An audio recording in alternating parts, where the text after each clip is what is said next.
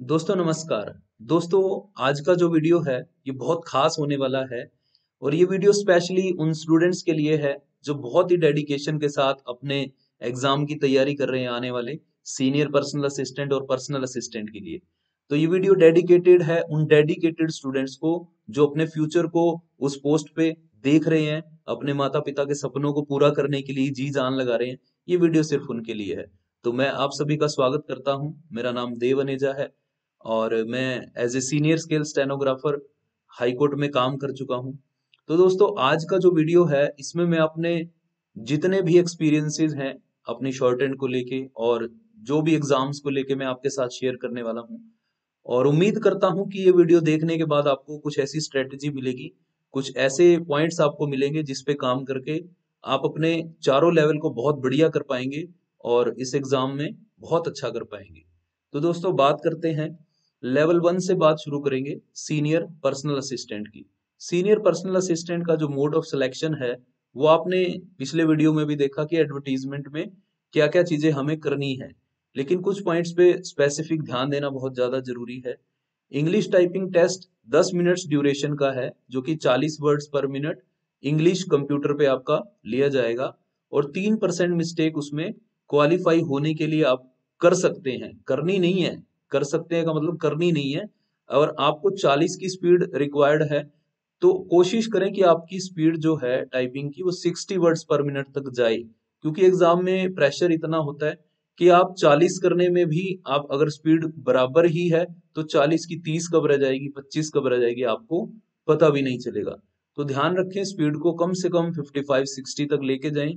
और जो 10 minute duration का आपको वहां पे टेस्ट देना है, आप उसके लिए 10-10 मिनट की प्रैक्टिस ना करें, कम से कम 12-13-15 मिनट की प्रैक्टिस करें एक एक स्लॉट में। और बात करें स्टेज 2 की इंग्लिश शॉर्ट हैंड की, यहाँ पे आपको 5 मिनट की डिक्टेशन मिलने वाली है 110 वर्ड्स पर मिनट के हिसाब से, यानी कि 550 वर्ड्स मिलेंगे आपको लिखने के लिए और 45 मिनट आपको ट्रांसक्रिप्शन के लिए मिलने वाले हैं। अब आपको लगता होगा कि शॉर्ट हैंड की स्पीड कुछ ज्यादा है, लेकिन अगर आप ध्यान से देखें तो ट्रांसक्रिप्शन की स्पीड कम है। अगर आपकी शॉर्ट हैंड बहुत अच्छी होगी तो आपके पास सफिशिएंट टाइम होगा उसको रीड आउट करने का और उसको टाइप करने का, तो उसमें एक्यूरेसी बढ़ने के चांस रहते हैं अगर आपकी लिखने की और उसको पढ़ने की स्पीड ठीक ठाक है तो। और इसमें अगर आप 16.5 से ज्यादा मिस्टेक कर देते हैं तो आप डिस्क्वालीफाई हो जाएंगे, आप नेक्स्ट थर्ड स्टेज के लिए, थर्ड लेवल के लिए क्वालिफाई नहीं हो पाएंगे। शॉर्ट हैंड का एग्जाम इसलिए भी इम्पोर्टेंट है क्योंकि इसमें अगर आप कम से कम मिस्टेक करते हैं, क्योंकि आप नॉर्मली देखिए कि आज आप कितनी मिस्टेक कर रहे हैं, इतनी स्पीड आप कवर कर पा रहे हैं या नहीं कर पा रहे हैं। तो अगर आपकी मिस्टेक्स जितनी घटेंगी उतने मार्क्स आपको 100 में से ज्यादा मिलने वाले हैं। तो हर एक लेवल का अपना अपना महत्व है। शॉर्ट हैंड में अगर आप अच्छा कर सकते हैं तो इसमें आप बहुत ज्यादा नंबर स्कोर कर सकते हैं और आपको 2 पैसेज बोले जाएंगे, उसमें से आप जो अच्छा ट्रांसक्राइब करेंगे वो मार्क्स आपको दिए जाएंगे। और ये ध्यान रखने की बात है कि जितनी आपकी पोस्टें हैं, सेकंड से थर्ड स्टेज में सिर्फ वही स्टूडेंट जाएंगे जो बहुत अच्छी मेरिट में आएंगे, क्योंकि 6 टाइम्स पोस्टें जितनी है उसके 6 गुना ही स्टूडेंट थर्ड लेवल में जाने वाले हैं। तो इस चीज का ध्यान रखना है कि आपको क्वालिफाई होने की तरफ ध्यान नहीं देना, हमेशा मेरिट में आने की तरफ आपको ध्यान देना होगा। तीसरी स्टेज है मेन डिस्क्रिप्टिव एग्जाम की। अब ये टोटली जो एग्जाम है सीनियर पर्सनल असिस्टेंट या पर्सनल असिस्टेंट का, तो ये टोटली इंग्लिश का ही एक स्वरूप मान सकते हैं। शॉर्ट हैंड भी इंग्लिश की, टाइपिंग भी इंग्लिश की, फिर डिस्क्रिप्टिव आएगा वो भी इंग्लिश का। आपको स्टेज 4 में जाना है, वहां भी आपको इंग्लिश का एक बहुत बड़ा रोल प्ले करना पड़ेगा। मेन डिस्क्रिप्टिव का ये सिलेबस है, ये आपने देख लिया होगा। और इसके बाद बात करें इंटरव्यू में, आपके टोटल 20 मार्क्स हैं और 10 नंबर जनरल कैटेगरी में क्वालिफाई करने के लिए और 9 नंबर रिजर्व कैटेगरी में। और पर्सनल असिस्टेंट का क्राइटेरिया भी लगभग सेम है, बस इसमें 110 के बदले आपको 100 वर्ड्स पर मिनट के हिसाब से डिक्टेशन मिलने वाली है। अब बहुत सारे स्टूडेंट्स के सवाल रहते हैं कि कहाँ से तैयारी करें, डिस्क्रिप्टिव की कैसे तैयारी करें, शॉर्ट हैंड में स्पीड कैसे बढ़ाएं। तो ओवरऑल जब आप इस एग्जाम को ओवरव्यू देखोगे तो आपको हर एक लेवल पे बहुत डीप जाके तैयारी करनी पड़ेगी, क्योंकि जब 80 वर्ड्स पर मिनट का कोई आपका एग्जाम होता है तो वहां आपको कितनी डेडिकेशन दिखानी पड़ती है। तो यहाँ पे एग्जाम उससे थोड़ा सा और अपर लेवल का है, तो आपको थोड़ा सा आउट ऑफ द बॉक्स सोचना पड़ेगा, आपको और ज्यादा डीप में जाके तैयारी को करना पड़ेगा। अब बात करें कि टाइपिंग की तैयारी कैसे करें। टाइपिंग की अगर हम बात करें तो हमारे मन में आता है कि हाँ, बैठने का पोस्चर अच्छा होना चाहिए, प्रैक्टिस ज्यादा करनी चाहिए। तो ये तो सब बेसिक थिंग्स हैं, लेकिन मेन जो चीज है आपको ध्यान देना है एक्यूरेसी पे, क्योंकि स्पीड भी मायने रखती है, speed is must but accuracy first. अगर आपकी एक्यूरेसी होगी तभी आपकी स्पीड ग्रोथ पे जा पाएगी। क्योंकि आप देखिए कि अगर एक्यूरेसी नहीं होगी तो आपका मोराल वैसे भी डाउन होता रहेगा कि मैं बढ़िया नहीं कर पा रहा, तो आप स्पीड पे आने के लिए उस दूसरे कदम पे जा ही नहीं पाएंगे जब तक आप एक्यूरेसी पे काम नहीं करेंगे। तो ध्यान देने की बात यह है कि आपको अपनी एक्यूरेसी पे बहुत ज्यादा फोकस करना है, और एक्यूरेसी के साथ आपको थोड़ा पीसफुल होकर टाइपिंग करनी है, जिससे आपकी स्पीड भी इंक्रीज होगी। बाकी प्रैक्टिस तो देखिए वो तो एक रोल है ही है कि आपको करनी ही करनी है, उसके बिना तो काम नहीं चलने वाला। लेकिन एक्यूरेसी पे, क्योंकि आप देखिए जब आप टाइपिंग करते हैं तो सबसे ज्यादा की कौन सी आप सही दबाते हैं, हमेशा ध्यान देना कि कभी भी बैक स्पेस आपसे गलत नहीं दबता। इसका मतलब क्या है कि आपने उस पे एक्यूरेट हाथ बिठा रखा है, या ये कहें कि बार बार गलती कर करके आपका हाथ ऑटोमेटिक उस पे बैठ गया है। तो इसी तरह से आपका हर एक की पे हाथ ऐसा ही होना चाहिए कि गलती हो ही ना। तो एक्यूरेसी पे ध्यान देंगे तो स्पीड ऑटोमेटिक बढ़ने वाली है। अब बात करें स्टेज 2 शॉर्ट हैंड, ये थोड़ा सा डीप जाना पड़ेगा इस विषय पे, क्योंकि टाइपिंग एक बेसिक थिंग है और हर स्टूडेंट उसको अच्छे से कर भी लेता है, और ये क्वालिफाइंग नेचर है। आप इसको अच्छे से कर लेंगे उम्मीद करता हूं। अब आप सोच रहे हो कि इस पे भी क्यों लिखा है कि speed is must but accuracy first. क्योंकि ये चीज टाइपिंग पे भी लागू होती है, ये चीज शॉर्ट हैंड पे भी लागू होती है, ये चीज ट्रांसक्रिप्शन पे भी लागू होती है। तो ये चीज हर हर कदम पे, हर पायदान पे लागू होती है। अब स्पीड शॉर्ट हैंड में भी आपको लिखते हुए बिल्कुल एकदम एक्यूरेसी से लिखने का प्रयास करें। हम देखते हैं कि अभी डिक्टेटर ने डिक्टेशन का 50 वर्ड बोले हैं, और 50 वर्ड के बाद अभी वो थोड़ा आगे बढ़ ही रहा है, और हम उससे पहले भागने की कोशिश करते हैं, यानी कि हम उससे भी पहले लिखने की कोशिश करते हैं। उसने बोला नहीं कि हमने अपना पेन पेंसिल उठा के आगे बढ़ने लगते हैं। तो एक्यूरेसी पे ध्यान दें, स्पीड ऑटोमेटिक इंक्रीज होती चली जाती है। अब बात करें कि शुरुआत कहाँ से करें तैयारी की। दोस्तों, शुरुआत करने का सबसे जो पहला कदम है वो है सेल्फ कॉन्फिडेंस। अगर आपके अंदर इस तरह का सेल्फ कॉन्फिडेंस है कि आप कर सकते हैं, तो ही आप कर सकते हैं। अगर आपको लगता है कि आप नहीं कर सकते, तो ये भी गलत नहीं है, क्योंकि ये आपको लग रहा है, और जो आपको लगेगा होगा वही। आपको लग रहा है कि आप नहीं कर सकते, तो होने वाला भी नहीं है। आप कभी भी चेक करिएगा कि जितनी ज्यादा शॉर्ट हैंड की स्पीड का एग्जाम होता है, वहां फॉर्म उतने कम आते हैं। अगर रिपोर्टर का पेपर होगा 160 का, तो वहां फॉर्म आएंगे 100, 200, 300, 400, मैक्सिमम 500-700। अगर उससे कम स्पीड का 140 का, 120 का, तो फॉर्म बढ़ जाते हैं। अगर वही 100 पे आ जाता तो फॉर्म्स और बढ़ जाते हैं। जब वही 80 पे आता है तो लर्नर भी भर देता है। आपको अनुभव होगा इन चीजों का कि एक कोई भी स्टूडेंट जो भी पिटमेन भी कर रहा है वो भी 80 की स्पीड का एग्जाम को भर देता है। इसका मतलब क्या है कि सेल्फ कॉन्फिडेंस जहां बहुत मायने रखता है, वहां पे हम कदम पीछे ना हटाएं, क्योंकि सेल्फ कॉन्फिडेंस से ही हर एक चीज चलने वाली है। अगर आपको विश्वास होगा कि आप कर सकते हैं ये एग्जाम, तभी क्रैक होने वाला है। अब बेसिक पार्ट्स क्या है शॉर्ट हैंड के।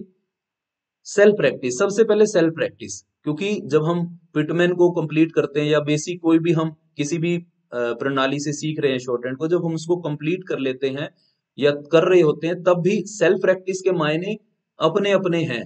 एक स्टूडेंट का आईक्यू क्या है, दूसरे का क्या है, तीसरे का क्या है, सबका अपना अपना अलग अलग है। लेकिन जब बेसिक कंप्लीट हो जाता है, उसके बाद जब हम लर्निंग स्टेज पे होते हैं या एडवांस स्टेज पे आ जाते हैं, तो डिपेंड करता है कि सेल्फ प्रैक्टिस कितनी रिक्वायर्ड है। आज आपका स्टेटस क्या है। सपोज करिए कि आपने फॉर्म भर रहे हैं आप, और अभी आपने शॉर्ट हैंड को जस्ट एक आध महीना पहले ही कंप्लीट किया है, या किसी को 1 साल हो गया, किसी को 2 साल, इस जो भी आपको टाइम हो गया, और आज आप कहाँ स्टैंड करते हैं, उसी के हिसाब से आपको आज इस एग्जाम के लिए तैयारी करनी पड़ेगी कि आपको सेल्फ प्रैक्टिस कितनी करनी है।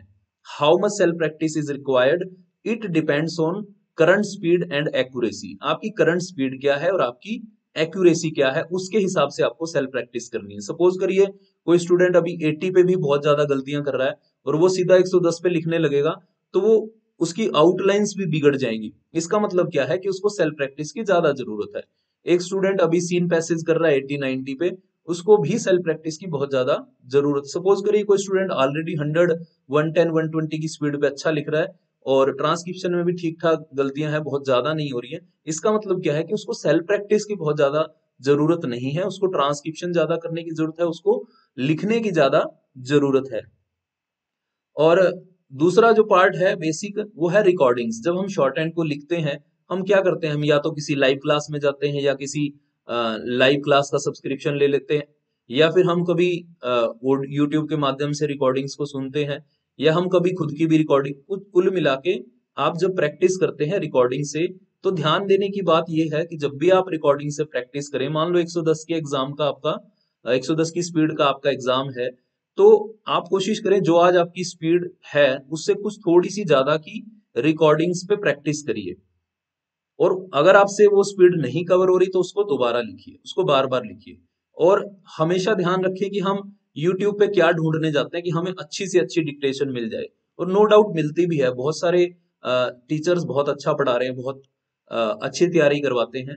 लेकिन आपको ध्यान ये रखना है कि आप अच्छी डिक्टेशन के साथ साथ थोड़ा सा ऐसी डिक्टेशन की भी प्रैक्टिस करें जो आप यूट्यूब में रिकॉर्डिंग के माध्यम से करते हैं, जो थोड़ा सा प्रोनाउंसिएशन जिनकी आपको अलग लगती है, या फीमेल वॉइस की प्रैक्टिस ज्यादा करें, जहां आपको रिकॉर्डिंग में थोड़ा कठिनाई आए लिखने में, वो आपको बहुत ज्यादा मदद करेगी। अच्छी तो डिक्टेशन करिए, साथ में उन डिक्टेशन को मत छोड़ दीजिए कि आपको जो प्रोनाउंसिएशन रिकॉर्डिंग में थोड़ा क्लैरिटी से नहीं आ रही, उसको और ज्यादा मजबूती से, क्योंकि आपका थोड़ी मेच्योरिटी लेवल और बढ़ाएगा। अगर आपको कोई वर्ड समझ नहीं आ रहा रिकॉर्डिंग में, तो आपको और ज्यादा कोशिश, आपका दिमाग, आपको सुनने की पावर और ज्यादा इंप्रूव करनी पड़ेगी उन रिकॉर्डिंग के माध्यम से। तो उसको छोड़िए नहीं, उसको प्रैक्टिस करिए, उसको लिखिए।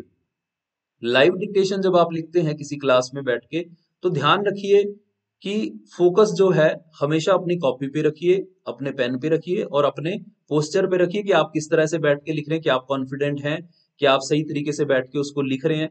तो लाइव डिक्टेशन में इन चीजों का ध्यान आपको रखना है। सपोज करिए कि जैसे अभी थोड़ी पहले भी बात हुई कि लिखते टाइम आप ध्यान रखिए कि सपोज करिए कि डिक्टेटर बोलते बोलते किसी वर्ड पे रुक गया, या पैरा आया, या कहीं स्टॉप, या कुछ इस तरह का हल्का सा पोज आया सेकंड का भी कुछ हिस्से का, तो वहां पे आप डिक्टेटर को मत देखने लग जाइए। कभी भी अपनी कॉपी से नजर मत हटाइए, जब से आपका पैसेज शुरू हो डिक्टेशन लेना, और उसके एंड तक जब तक कंप्लीट नहीं हो जाता, जब आपको लगे कंप्लीट हो गया, तब भी कोशिश करिए कि 1-2 सेकंड रुकिए, कि आपको पता नहीं कि शायद कहीं खत्म ना हुआ हो वो पैसेज। तो ध्यान रखना है लाइव डिक्टेशन लेते हुए बड़ा अटेंटिव रहने की कोशिश करनी है। अब 80 वर्ड्स पर मिनट, 90, 100 तक जरूरत नहीं पड़ती ज्वाइनिंग्स की, चल जाता है काम। कुछ स्टूडेंट्स हैं कि बहुत ज्यादा ज्वाइनिंग्स करते हैं, अच्छा उनको अनुभव है, एक्सपीरियंस है, प्रैक्टिस है। कुछ स्टूडेंट्स को कठिनाई आती है, परेशानी आती है, ज्वाइनिंग्स करने के बाद अपनी लिखी हुई शॉर्ट हैंड को ही वो नहीं पढ़ पाते। तो इसका तरीका क्या है, ज्वाइनिंग्स आपको अगर 110 तक आप जा रहे हैं, सपोज करिए आप इससे भी अबव स्पीड का इन फ्यूचर कोई एग्जाम देंगे, तो वहां पे ज्वाइनिंग्स का बहुत महत्व है।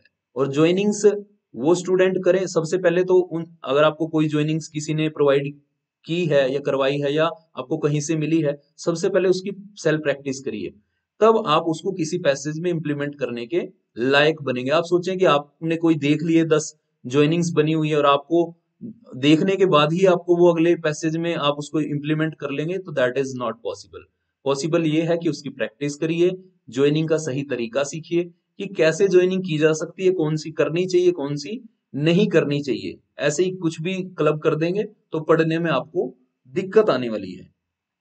उसके बाद बात करें ग्रामलोग्स। आप चाहे कोर्ट का कोई एग्जाम दें या कोई डिपार्टमेंट का एग्जाम दें, जो ग्रामलोग्स हैं, आप ध्यान रखें कि हर पैसेज में 50% से ज्यादा तो ग्रामलोग्स होते हैं, ये आपको पता भी है। लेकिन हम रेगुलर स्पेल पे इनकी प्रैक्टिस नहीं करते। हमें ये लगता है कि हमें तो अच्छे से हमें ग्रामलोग हमें आते हैं, और हम अच्छे से उसका इस्तेमाल कर लेते हैं। तो फिर आपको तो वर्ड्स भी सभी आते हैं लगभग, आप जो तैयारी करते हैं, प्रैक्टिस करते हैं कोर्ट के, आपको लीगल डिक्टेशन के, आपको लगभग सारे तो वर्ड्स आते हैं। फिर डेली रिपीटेशन पे उनको प्रैक्टिस करने की जरूरत क्या है? अगर उनको कर रहे हैं तो फिर ग्रामलोग्स को भी वैल्यू देनी चाहिए कि ग्रामलोग्स भी पार्ट है डिक्टेशन का, इसको भी 15-20 दिन में आप एक बार जरूर रिवाइज करें। उसके बाद बात करें यूज ऑफ मैक्सिमम वावल्स। अगर आप 100 या 110 की स्पीड का एग्जाम देने वाले हैं, और आप एक एक जो आप वर्ड बना रहे हैं शॉर्ट हैंड का, आप हर एक उस पे अगर 2-2 3-3 वावल लगाएंगे, तो मैक्सिमम वावल का इस्तेमाल करना इतनी स्पीड पे दिक्कत देने वाला है। आपको कोशिश करना है कि आपको अपनी अंडरस्टैंडिंग बढ़ानी है कि कोई आपको आउटलाइन पढ़नी है तो आप में आपका इंग्लिश का लेवल थोड़ा उसको पैसेज को समझने लायक होना चाहिए। आप वो इम्प्रूवमेंट अपने अंदर लेके आए। आप ये मत कोशिश करें कि मैं हर एक वर्ड को अलग कर लूं, हर एक वर्ड को इस तरह से कर लूं कि कोई ग्रामेलोग भी क्लैश ना हो, कोई वर्ड भी क्लैश ना हो। हाँ, क्लैशिंग को दूर करिए, मैं ये नहीं कह रहा कि मत करिए, करिए बट थोड़ा सा सिस्टमेटिक करिए।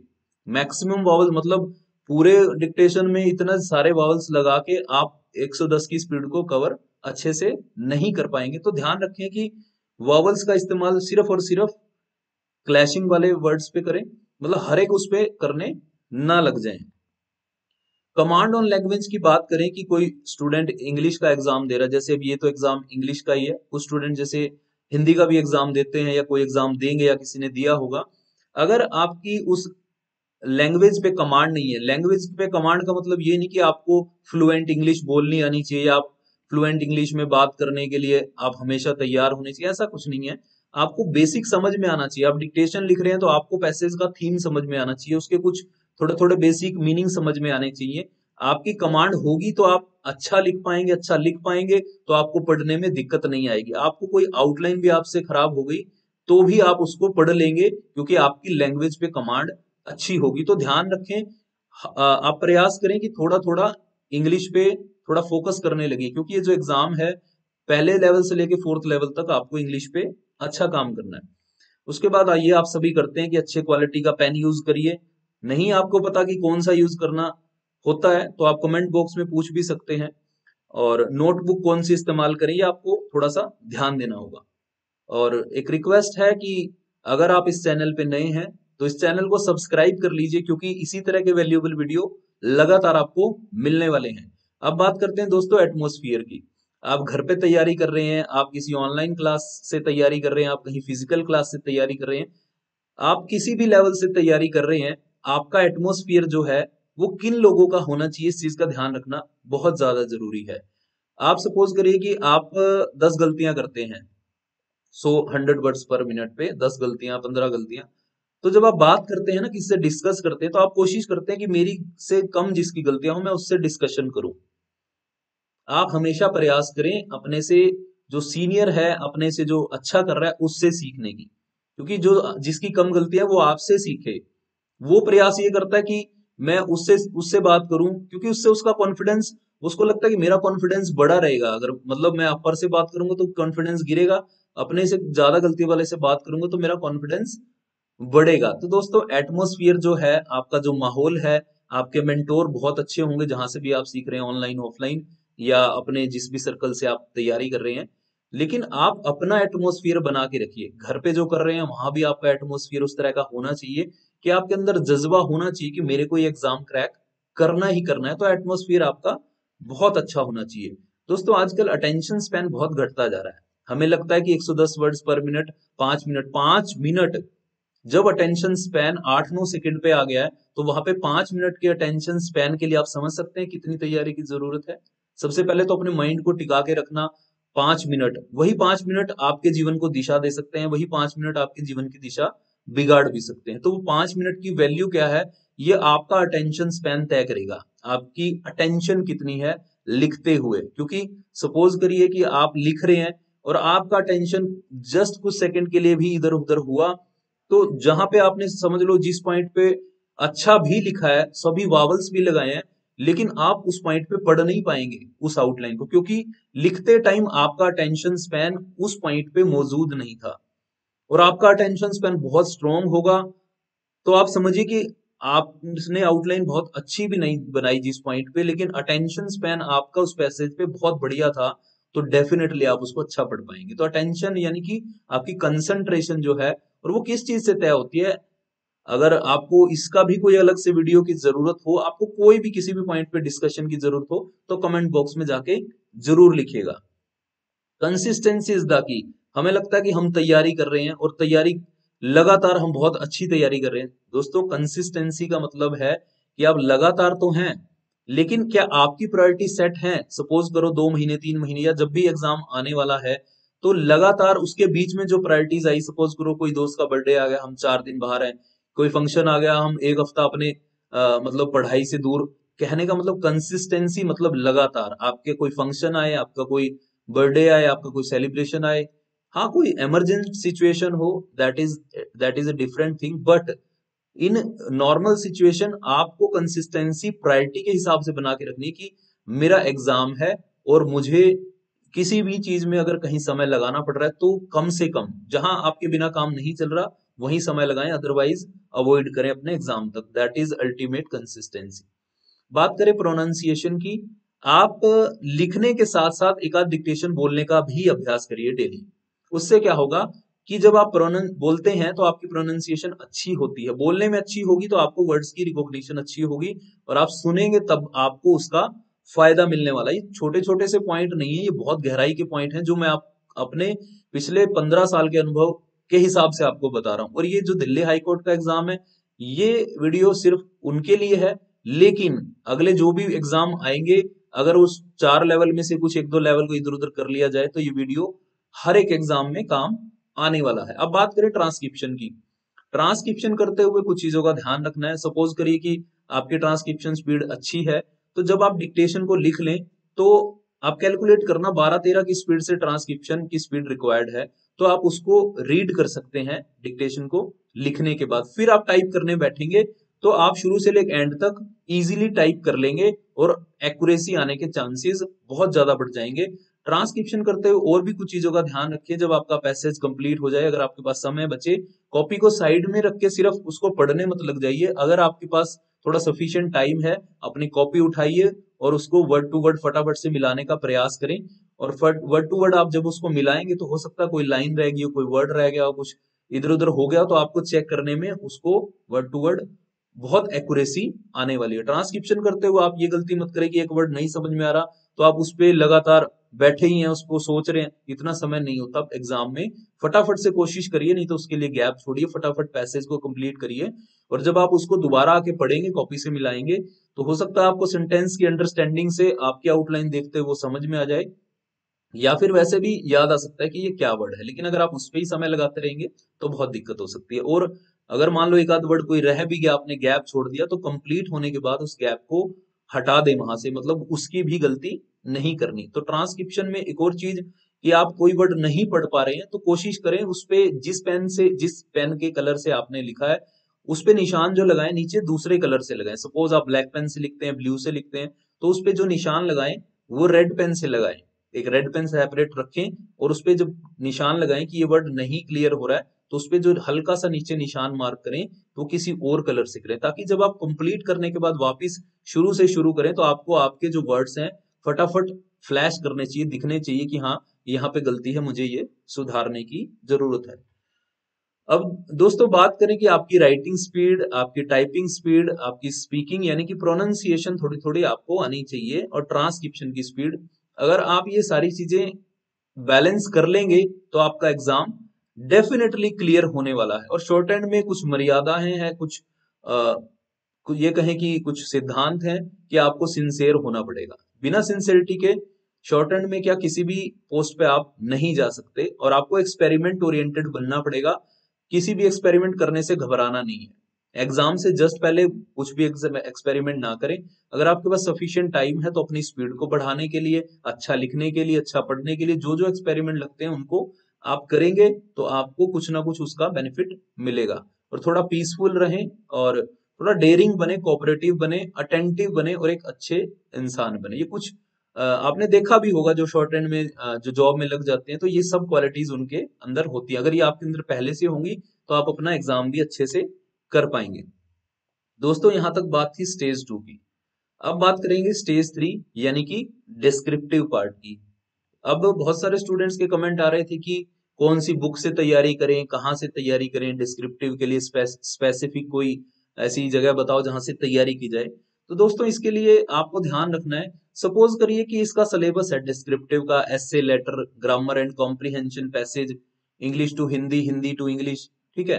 तो अब ये जो सिलेबस है, आप इसमें ये चीज ध्यान रखें कि एसे, सपोज करो आपको हिंदी में कोई एसे लिखना है, तो आप क्या करेंगे। सपोज करो आपको अपने सबसे अच्छे मित्र पे कोई एसे लिखना है, हमारे देश के प्रधानमंत्री पे कोई एसे लिखना है आपको, किसी की और टॉपिक पे कोई सपोज करिए कि अनएम्प्लॉयमेंट पे, आपको बेरोजगारी पे कोई एस्से लिखना है, कहने का मतलब आपको कोई एस्से लिखना है हिंदी में, तो आप क्या करेंगे, आपको उसकी भूमिका पता होनी चाहिए कि मेरे को इसके बारे में क्या क्या लिखना है। अगर आप उसी को इंग्लिश में लिख रहे हैं, डिस्क्रिप्टिव में आपको सब इंग्लिश में करना है, तो आप एस्से को इंग्लिश में लिखेंगे। तो एस्से को इंग्लिश में लिखने के लिए आप पहले क्या करेंगे, आप उसको हिंदी में बनाएंगे, फिर इंग्लिश में उसको ट्रांसलेट करके, या आपको ऐसा लगे ऐसे ही करने वाले हैं, तो आप सबसे पहले एस्से को पढ़ना शुरू करिए, एस्से के थीम को समझना शुरू करिए। डिस्क्रिप्टिव के लिए कोई स्पेसिफिक बुक मैं आपको सजेस्ट करूं, ऐसा कोई बहुत ज्यादा जरूरत नहीं है। आपको तैयारी एस्से की करनी है तो सबसे पहले एस्से को पढ़ना शुरू करिए।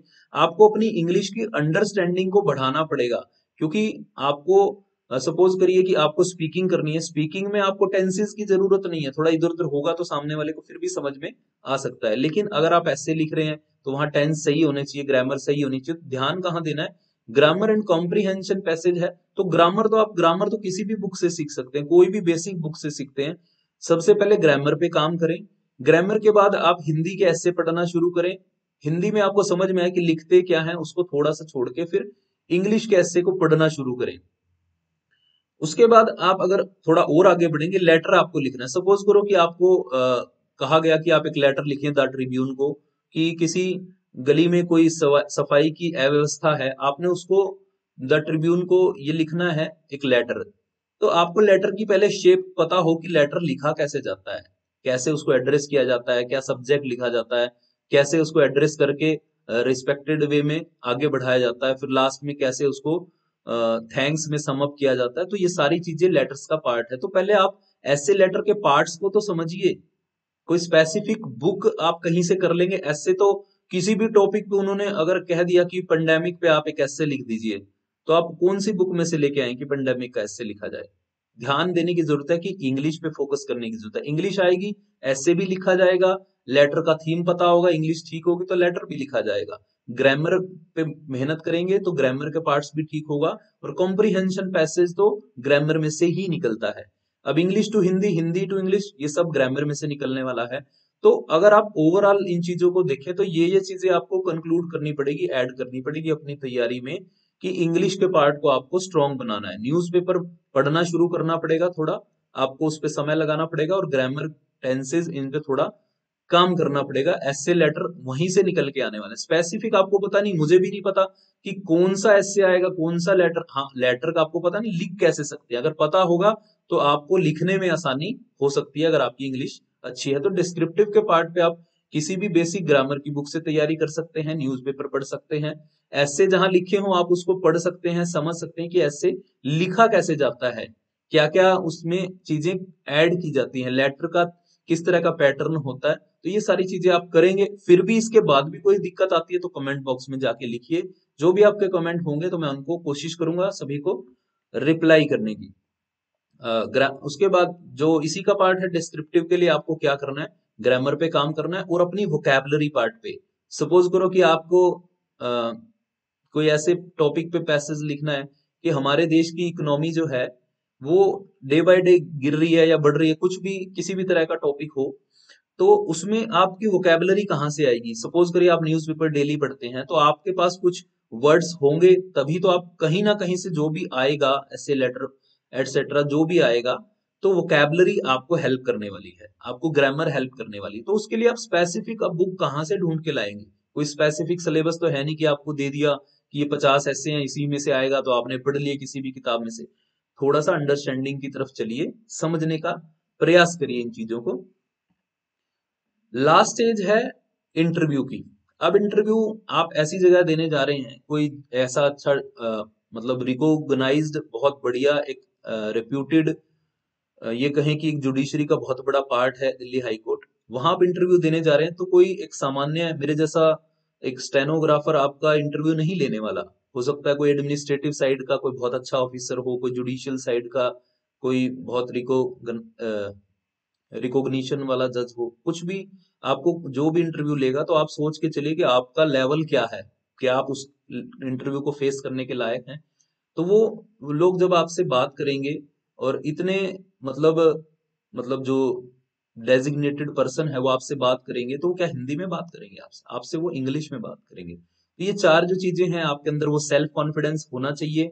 इंग्लिश स्पीकिंग, जैसा कि ये पार्ट है लेवल 1 से लेवल 4 तक, इंग्लिश आपको लिखना पढ़ना समझना, शॉर्ट हैंड में हर चीज में ये इस चीज का एक बहुत बड़ा रोल है। आपका कम्युनिकेशन स्किल कि आप किस तरह से बात कर रहे हैं, आप कैसे उनको बात करते हुए किस आदर सम्मान से आप बात कर रहे हैं। तो कम्युनिकेशन स्किल, हम जब बात करते हैं किसी, तो हम ये देखते हैं सामने हमारे कौन है, आपका ड्रेसिंग सेंस उस तरह का होना चाहिए। तो ये जो चार पार्ट हैं, लेवल 1 लेवल 2 लेवल 3 लेवल 4, यानी कि ये जो चार स्टेज है एग्जाम की, आपको एक एक पार्ट को पूरा 100% महत्व देके चलना है, तभी आप इसको अचीव कर पाएंगे। अब बात करें कि हम सोचते ज्यादा हैं काम कम करते हैं। ओवर थिंकिंग करना कम करिए, एक्शन पे ज्यादा फोकस करिए। हमारा ध्यान हमेशा ज्यादा ओवर थिंकिंग पे रहता है कि क्या होगा, कैसे होगा, इस पार्ट को कैसे करेंगे। तो उस पे ज्यादा ना ध्यान देते हुए एक्शन पे ध्यान दीजिए, क्योंकि एक्शन करेंगे तभी कोई रिएक्शन आएगा। अगर उसका अच्छा रिएक्शन आता है दैट इज वेरी गुड। अगर कोई उसका आपको रिएक्शन गलत आ रहा है तो फिर तैयारी बदलने की जरूरत है। बट ओवर थिंकिंग को बंद करके एक्शन की तरफ ध्यान दीजिए। कोशिश ये करिए कि ना तो लो कॉन्फिडेंस में रहे, ना ही ओवर कॉन्फिडेंस हो, सिर्फ कॉन्फिडेंस रखिए। मैं नहीं कर सकता ये मत सोचिए, मैं ही कर सकता हूँ ये भी मत सोचिए, मैं कर सकता हूँ, आई कैन डू इट। इस मंशा से जब आप चलेंगे तो डेफिनेटली आप इस पोस्ट को अचीव कर पाएंगे। अपना शेड्यूल जो है लेवल 1 लेवल 2 लेवल 3 लेवल 4, इसको डिसाइड करिए आपका कौन सा पार्ट बहुत अच्छा है। सपोज करो आपकी टाइपिंग स्पीड 70 है और तीनों पार्ट में कमी है, तो टाइपिंग पे कम समय देके बाकी तीनों पार्ट पे ज्यादा समय दो। सपोज करो कि आपकी शॉर्ट हैंड बहुत अच्छी है, ट्रांसक्रिप्शन बहुत अच्छी है, इंग्लिश की वोकैबुलरी थोड़ा कम है, थोड़ा सा इंग्लिश के पार्ट पे अंडरस्टैंडिंग कम है, तो उस पार्ट पे काम करिए। अगर आपको लगता है कि डिस्क्रिप्टिव में बहुत ज्यादा अभी आपने कभी दिया नहीं या कुछ प्रॉब्लम है, तो पहले दोनों लेवल को अपने लेवल में, उसमें सॉरी शेड्यूल में सेट करिए, थर्ड लेवल पे ज्यादा फोकस करिए। इंटरव्यू तो एक पार्ट है, आप तीनों लेवल को करने के बाद इसकी तैयारी करिएगा। वो साथ साथ इंग्लिश के पार्ट में थोड़ी थोड़ी होती रहेगी, लेकिन इस पार्ट को आप बाद में ले सकते हैं। तो बीच वाले दो जो पार्ट हैं इस पे ज्यादा मेहनत करिए, और जिसकी टाइपिंग कमजोर है वो पहले पे भी बहुत ज्यादा मेहनत करिए। और what is your current status, ये आपको मैं दे रहा हूँ, आप समझ लीजिए कि आपकी आज स्पीड क्या है, आप इसमें से चूज करिए आप मिस्टेक कितनी कर रहे हैं। तो आपसे इसी चीज से तय होगा कि आपका स्टेटस क्या रहने वाला है एग्जाम में, लेवल 1 लेवल 2 लेवल 3 लेवल 4 में। क्योंकि 100 आउट ऑफ 100 आप क्या लेने वाले हैं is equal to, not your marks, is equal to your performance. आपकी परफॉर्मेंस से तय होगा 100 में से क्या ले पाओगे, 20 में से क्या ले पाओगे, क्वालिफाई एग्जाम में क्या कर पाओगे। तो आप इसका स्क्रीनशॉट भी ले लेना, हो सके तो कमेंट बॉक्स में लिखना किसी को इस तरह की कोई दिक्कत आए। ये कुछ और टिप्स हैं कि आप शॉर्ट एंड में रहते हुए अपनी फिजिकल मेंटल हेल्थ को अच्छा रखिए, ये कुछ चीजें हैं।